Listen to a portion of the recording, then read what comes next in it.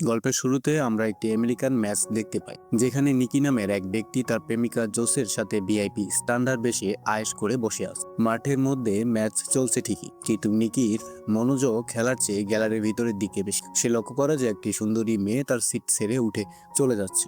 ঠিক সেই মুহূর্তে নিকির মাথায় একটা দুষ্টুমি বুদ্ধি খেলা করে। সে জোসের সাথে একটা ছোট বাজি ধরে বসে এবং বলে, চলো দেখি কতজন মানুষ এই মেয়েটির দিকে ফিরে তাকায়। তাদের পাশে বসে থাকা লিওনো নামের এক ব্যক্তি বলে যে সেও বাজিতে অংশগ্রহণ নিতে চায়। নিকি রাজি হয়ে যায়। সবাই মজা করে $10 বাজি ধরে এবং গণনা শুরু করে। মেয়েটি যখন স্ট্যান্ডার্ড ছেড়ে বেরিয়ে যায়, তখন দেখা যায় মোট 7জন মানুষ তার দিকে তাকিয়েছিল। এই বাজিতে জেসের ধারণার সবচেয়ে কাছাকাছি ছিল, তাই সে বাজিটি দিতে যায়। লিওনো কোনো দ্বিধা ছাড়াই তাকে টাকা দিয়ে দেয় এবং পরের রাউন্ড শুরু করার প্রস্তাব দেয়। এবারের বাজি হলো পরের ফাউলটি কে করবে। জেস এই বাজি থেকে সরে দাঁড়ায়, কারণ সে খেলা সম্পর্কে খুব একটা বোঝে না। কিন্তু নিকির সাথে সাথে $1000 বাজি ধরে বসে। রেফারি বাঁশি বাজানোর সাথে সাথে ফাউল সিগন্যাল দেওয়া হয় এবং দেখা যায় নিকি যে দলের উপর বাজি ধরেছিল তারাই ফাউল করে। সে জিতে যায় এবং টাকাটা পকেটে ভরে নেয়। হারার পর লিওনো আরো উত্তেজিত হয়ে পড়ে এবং বলে,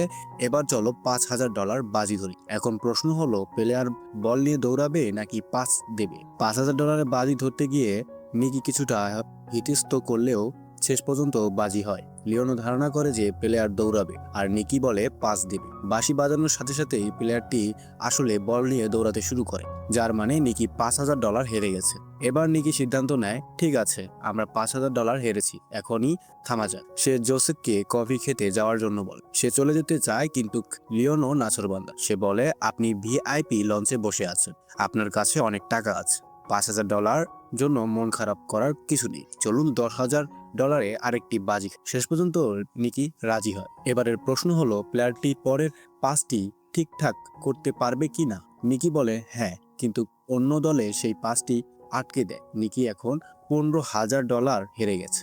টাকা বের করার সময় নিকি কিছুটা বিরক্ত। সে কিছুক্ষণ ভেবে বলে, এবার চলো $50,000 বাজি ধরি। জোস এটা শুনে অবাক হয়ে যায়, কিন্তু নিকিকে বেশ রাগান্বিত দেখায়। এ পর্যায়ে ভাগ্য তার সহায় ছিল না। সে পরের বাজিটিও হেরে যায় এবং আরো $50,000 হারতে যায়। এবার জোস তাকে এখনই থামতে অনুরোধ করে, কিন্তু নিকির রাগ আর অহংকার তাকে ধ্বংস করে ফেলবে। কিছু না ভেবেই সে পরের বাজিতে $1,00,000। লিওনো হেসে তাকে টিচ করে বলে, আপনার কাছে কি আদৌ এত টাকা আছে? নিকি চুপচাপ এক বান্ডিল টাকা টেবিলের উপর ছুঁড়ে মারে। এটা দেখে লিওনো উত্তেজিত হয়ে পড়ে। এবার নিকি বাজি ধরে যে পরের পাসটি ইন্টারফেস হবে এবং সফল হবে না, কিন্তু পাসটি সফল হয়ে যায়। এখন নিকি $1,00,000 লোকসানের মুখে পড়ে। সে বুঝতে পারছে না কিভাবে এই ঝামেলা থেকে বের হবে। জোসেও তার আচরণে হতবাক, কিন্তু খেলা এখন খুব সিরিয়াস পর্যায়ে পৌঁছে গেছে। নিকি বলে, আমার কাছে শেষ 1 মিলিয়ন বাকি আছে, চলো সব বাজি ধরি, দেখা যাক এবার কে জেতে। চূড়ান্ত সিদ্ধান্ত হবে তাসের মাধ্যমে। যেহেতু লিওনো টানা জিতে যাচ্ছে, সে এখন উত্তেজনায় পাগল প্রায়। সে নিকিকে একটি এটিএম মেশিনের মতো দেখতে শুরু করে। লিওনো তবে কার্ড তোলে। এটি ছিল ক্লাবের পাস। এখানে জোসেফকে শুধু 5-এর চেয়ে বড় কোনো কার্ড তুলতে হবে, তার জেতার সম্ভাবনা অনেক বেশি।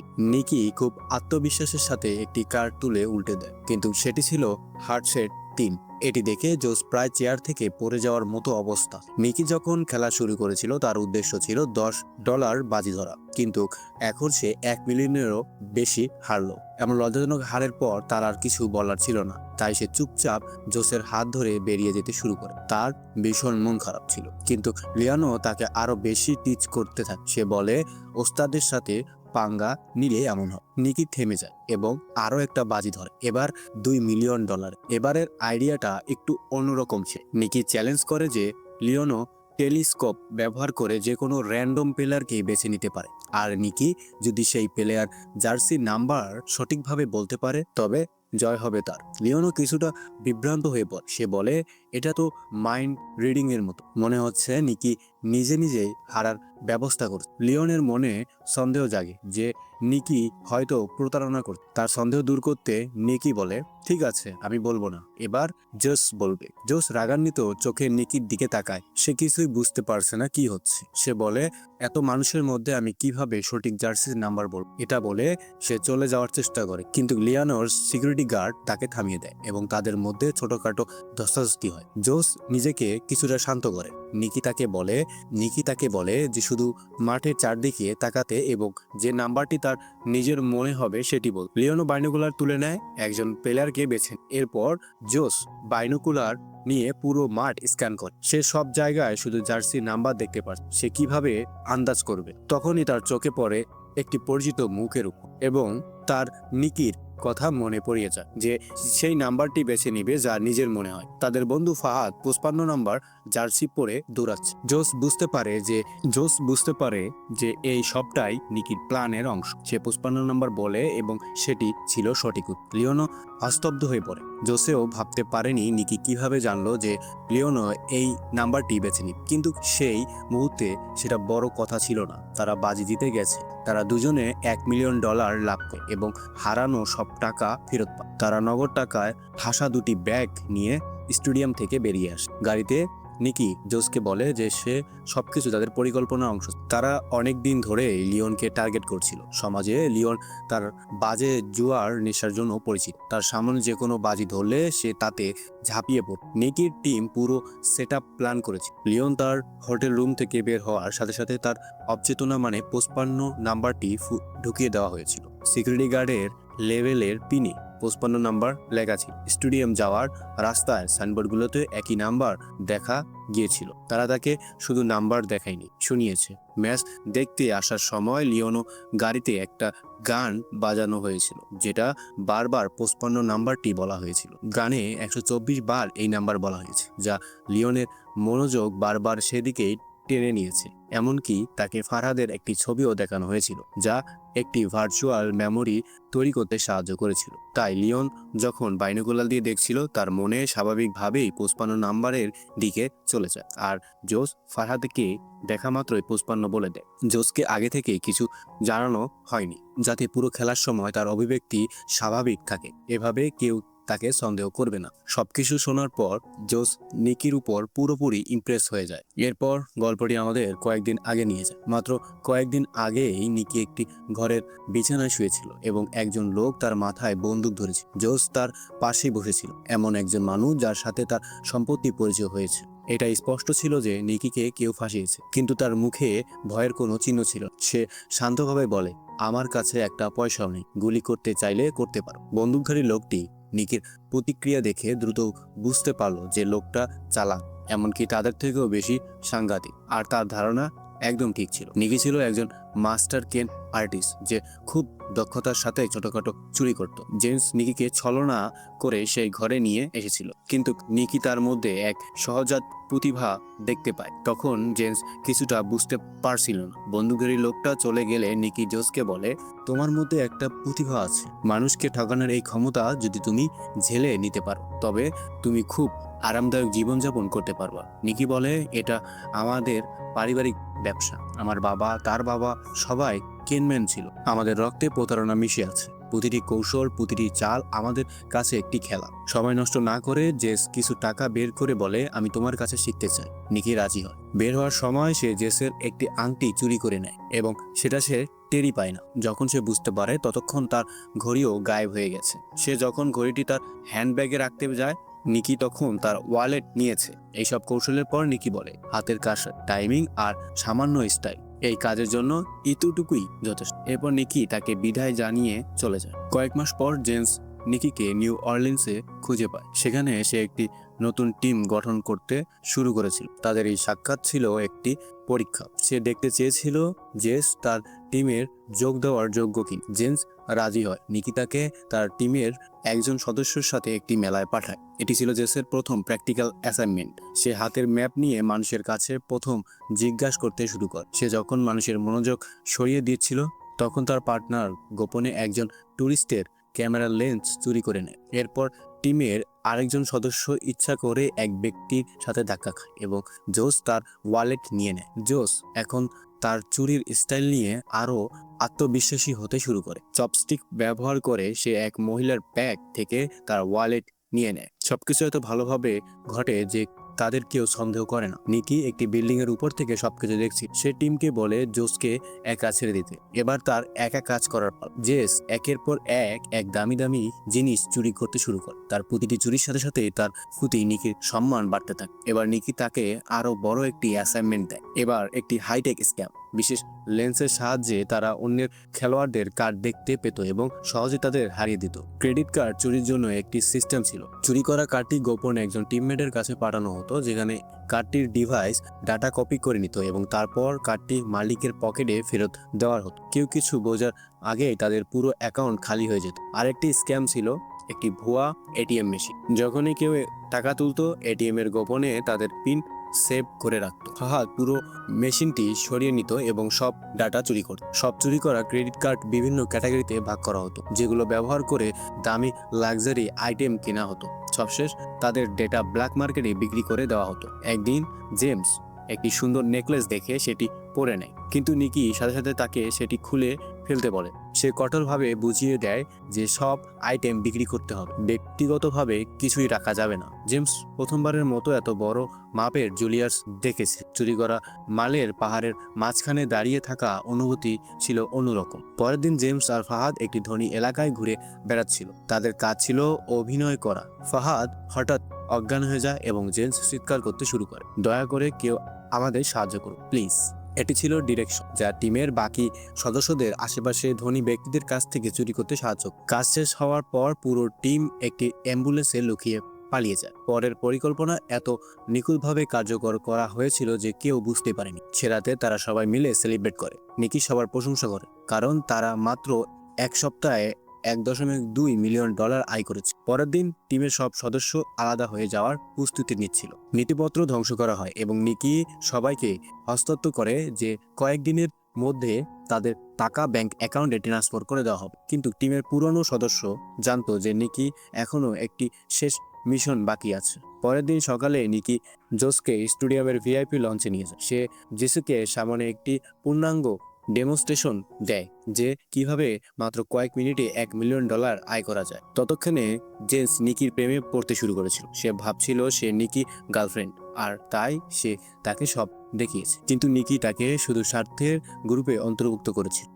সবকিছু শেষ হয়ে গেলে নিকি তাকে নগদ $80,000 দেয় এবং সবশেষে বিদায় যান। জেমস চোখে পানি নিয়ে তার দিকে তার মন ভেঙে গিয়েছে, কারণ সে নিকিকে ভালোবেসে ফেলেছিল। একই সাথে তার মনে ছিল $80,000 খুব কম, কারণ নিকি মাত্র $1 মিলিয়ন আয় করেছে। কিন্তু নিকির দুনিয়ায় আবেগের কোনো জায়গা ছিল না। জেমস এখন তার আসল রূপ দেখে ফেলেছে। 3 বছর পর একটি রেস কার সার্ভিস সেন্টারে থামে এবং আমরা আবারও নিকিকে দেখতে পাই। তার চোখে ক্লান্তি ছিল এবং তার চেহারা দেখে স্পষ্ট বোঝা যাচ্ছে সে তার টাকা ফুরিয়ে যাচ্ছে।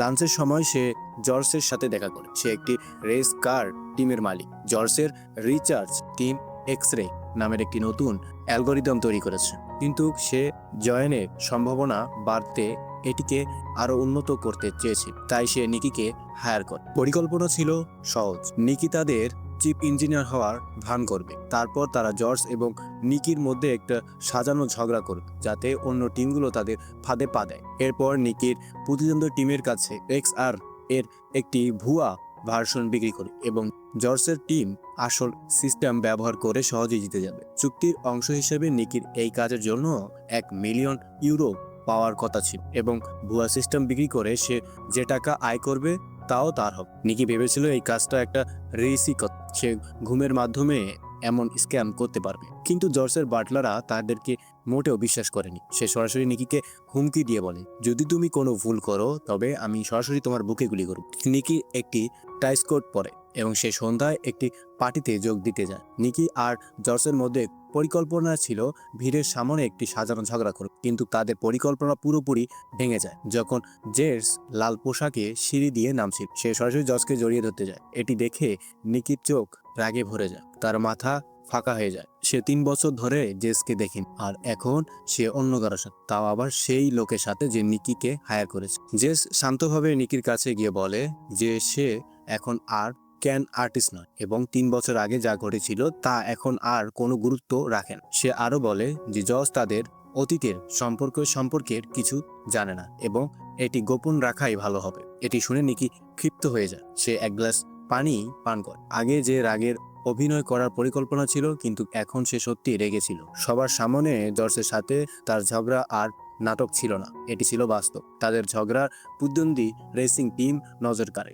ঠিক যেটা পরিকল্পনা করা হয়েছে। শীঘ্রই সিকিউরিটি গার্ড এসে নিকিকে পার্টি থেকে বের করে দেয়, কিন্তু তখন তার হাতে প্রতিদ্বন্দ্বী টিমের বিজনেস কার্ড ছিল। পরের দিন সকালে নিকি মিকালের টিমের মালিকদের সাথে দেখা করে। সে সরাসরি কথা বলে এবং জানায়, আমি আপনাদের কাছে EXR সিস্টেম বিক্রি করতেছে আর এর দাম পড়বে 3 মিলিয়ন ইউরো। টিমের মালিক টাকার অভাব ছিল না, তাই দর কষাকষি প্রয়োজন হয়নি। সে সাথে সাথে সিস্টেমটি পরীক্ষা করে এবং ফলাফল দেখে তার মুখ উজ্জ্বল হয়ে যায়। নিকি প্রতিশ্রুতি দেয় যে সে 48 ঘন্টার মধ্যে সম্পূর্ণ সিস্টেম ডেলিভারি দেওয়া হবে। এরই মধ্যে জেসের সাথে রাস্তায় ফাহাদের দেখা। ফাহাদকে নিকি পাঠিয়েছে। সে জেসকে বলে যে 3 বছর আগে নিকি চলে যাওয়ার জরুরি ছিল, তার আর কোনো উপায় ছিল না। ফাহাদ আরো বলে যে নিকি এখনো তোমাকে ভালোবাসে। এরপর সে জেসের হাতে একটি বক্স দেয়, যেটা সেই একই নেকলেস ছিল যা জেমসের একসময় পছন্দ করেছিল। এটি আসল না নকল তা বড় কথা ছিল না। এটি দেখে জেমস মন গলে যায়। সে ফাহাদকে বলে যে সে নিকির বিশ্বাস করতে পারে না, কিন্তু তার চোখে অন্য কিছু বোঝে। তার মনে এখনো নিকির জন্য সেই অনুভূতি ছিল। যাই হোক, ডিলের দিন নিকি হাজির হয় এবং ম্যাকলোডেনের টিমের মালিকের হাতে সফটওয়্যার তুলে দেয়। বিনিময়ে একজন শক্তিশালী লোক তাকে 3 মিলিয়ন ইউরো ভর্তি একটা বিটকেস দেয়। কিন্তু নিকি সম্ভবত এমন ছিল যে সে ঝুঁকে নেওয়া ছাড়া কোনো কাজ করতো না। সে গোপনে একই সফটওয়্যারের একটি কপি প্রতিটি রেসিং টিমের কাছে বিক্রি করে দেয়। প্রতিটি হার্ডডিস্কে তার জন্য আরো ইউরো নিয়ে আসছিল। যেই তার সাথে হাত মিলিয়েছে সেই তাকে মিলিয়ন মিলিয়ন টাকা দিয়েছিল। রেস শুরু হওয়ার আগ পর্যন্ত কারো ধারণা ছিল না যে প্রতিটি টিমের কাছে একই EXR সিস্টেম বিক্রি করা হয়েছে। সে রাতে পালিয়ে যাওয়ার বদলে নিকি জেসকে মেসেজ করে বলে যে সে যদি সময় মতো আসে তবে তারা একসাথে পালাতে পারে। নিকি অপেক্ষা করে, কিন্তু কেউ আসেনি। ঠিক যখন সে হাল ছেড়ে চলে যেতে চেয়েছিল তখনই জেমস হাজির, কিন্তু পালানোর জন্য তখন অনেক দেরি হয়ে গেছে। কারণ ঠিক সেই মুহূর্তে মার্কিনের টিম যে শক্তিশালী লোকটি তাকে 3 মিলিয়ন ইউরো দিয়েছিল সে নিকির সামনে এসে দাঁড়িয়েছে। বাস্তবে সে ছিল জর্জের লোক। সে সত্যিটা জেনে ফেলেছিল। সে নিকিকে ভুয়া সফটওয়্যারের বদলে আসল সফটওয়্যার বিক্রি করে দিয়ে সে 1 মিলিয়ন ইউরো তক্কা করেনি। এখন সে তার পুরো রেসিং গিয়ারে পরে ইচ্ছা করে। নিকি তাকে গাড়ি দিয়ে ধাক্কা মারে। এক ভয়াবহ দুর্ঘটনার পর নিকি আর জেমস দুজনে ধরা পড়ে। তাদের বেঁধে রাখা হয় এবং সব চুরি করা নগদ টাকা জর্জের সামনে হাজির করা হয়। জর্জ ভীষণ রেগেছিল। সে ওই সফটওয়্যার তৈরিতে 40 মিলিয়ন ইউরো খরচ করেছিল এবং এখন সবকিছু নষ্ট হয়ে গেছে। সবচেয়ে খারাপ ব্যাপার ছিল সে এখনো বুঝতে পারছে না নিকি কিভাবে আসল সফটওয়্যার চুরি করল। নিকি যখন কিছু বলছিল না, জর্জ জেসের নাক চেপে ধরে তার বাতাস চলাচল পথ বন্ধ করে দেয়। এটি দেখে নিকি ভেঙে পড়ে। সে সব স্বীকার করে নেয় কিভাবে সে জর্জকে তার পুরনো ভালোবাসায় জাগিয়ে তুলে আবার তার প্রেমে। সে বলে সে তাকে সেই একই নেকলেস দিয়েছিল যা সে একসময় পছন্দ করেছে, কিন্তু এবার সেটির ভিতরে একটা বিশেষ চিপ ছিল। জর্জ যখনই সফটওয়্যার ওপেন করছিল ওই চিপটি তার পাসওয়ার্ড চুরি করে নেয় এবং সব ডাটা কপি করে। জেস যখন এটি শোনে তার মন ভেঙে যায়, তার চোখে পানি গড়িয়ে পড়ে। কিন্তু জর্জ আর তার লোকেরা হাসতে শুরু করে। তারা গল্পটি পছন্দ করলেও এর একটি শব্দ বিশ্বাস করেনি। জর্জ তখন বলে জেস আসলে কখনোই আমার গার্লফ্রেন্ড ছিল না। আমি জানি সে শুধু আমার টাকার জন্যই আমার সাথে ছিল। জেস স্বীকার করে যে সে জর্জের দামি ঘড়ির কালেকশন চুরি করার জন্য তাকে ভালোবাসার অভিনয় করে। নিকি অবাক হয়ে যায়। তার মনে জেস শুধু নিকি ছিল আসল, তার প্রথম প্রেম, যার সাথে সে কখনো নাটক করেনি। এখন তারা দুজনে ধরা পড়ে গেছে। জর্জ বাটলারের দিকে তাকিয়ে জিজ্ঞাসা করে নিকি কিভাবে সফটওয়্যার চুরি করতে সক্ষম হলো। নিকির মুখ খোলার সাথে সাথে বাটলার হঠাৎ একটি গুলি চালায়। এটি সরাসরি নিকির বুকে লাগে। জর্জের মুখ ফ্যাকাশে হয়ে যায়। সে আতঙ্ক হয়ে বাটলারকে বলে আমি আবার টাকা আয় করতে পারবো, কিন্তু খুনের দায়ে ধরা পড়লে আমি শেষ হয়ে যাব। জর্জ দ্রুত বাটলারকে বলে তুমি এখান থেকে পালিয়ে যাও। জেস কাঁদতে শুরু করেছিল, কিন্তু বাটলার শান্তভাবে বলে চিন্তার কিছু নেই, আমি আসলে নিকি লোক। সত্যি বলতে বাটলার ছিল নিকির বাবা। সে খুব সাবধানে হার্টের দিকের পাশে গুলিটি চালিয়েছিল যাতে গুলিটি বুক ভেদ করে না যায়। সে টেপ দিয়ে ক্ষতটি বদ্ধ করে দেয় এবং একটি সুই ব্যবহার করে অতিরিক্ত রক্ত বের করে নিকির বুকে বায়ুচাপ ঠিক করে। হঠাৎ নিকির চোখ মেলে তাকায়। সে বেঁচে আছে। এটি ছিল একটি পাগলাটে পরিকল্পনা, কিন্তু এটি কাজ করেছে। তাদের পিছনে টাকার এক বিশাল ভান্ডার ছিল। তারা তিনজনের গুদাম থেকে বেরিয়ে আসে। নিকি আসলে একজন এতিম ছিল এবং এই লোকটির কাছেই বড় হয়েছে। তিনি নিকিকে এই পেশার সব কলা কৌশল শিখিয়েছিলেন। তাদের নিয়ম ছিল সহজ, কখনো আবেগপূর্ণ হওয়া যাবে না। কিন্তু এখানে নিকি সত্যি জেমসের প্রেমে পড়ে গিয়েছে। বাটলার তাদের দুজনকে রাস্তায় ধারে রেখে সব টাকা নিয়ে চলে যায়। নিকির কাছে কিছুই অবশিষ্ট ছিল না, কিন্তু হাসপাতালে পথে সে জেসের হাতে কিছু একটা জল করতে দেয়। এটি ছিল $2 লক্ষ ঘড়ি। নিকি তার দিকে তাকায়, জেস তার দিকে তাকায় এবং তারা দুজনেই হাসে। হাতের কারসাজি আর এমন কৌশলের মাধ্যমে তারা পৃথিবীর যেখানেই থাকুক না কেন কখনো না খেয়ে মরবে না। এখান থেকে আমাদের মুভিটি শেষ হয়ে যায়। তো ভিডিওটি ভালো লাগলে লাইক দিবেন আর চ্যানেলটিকে সাবস্ক্রাইব করবেন। দেখা হবে পরবর্তী ভিডিওতে। ভালো থাকবেন, সুস্থ থাকবেন। আল্লাহ হাফেজ।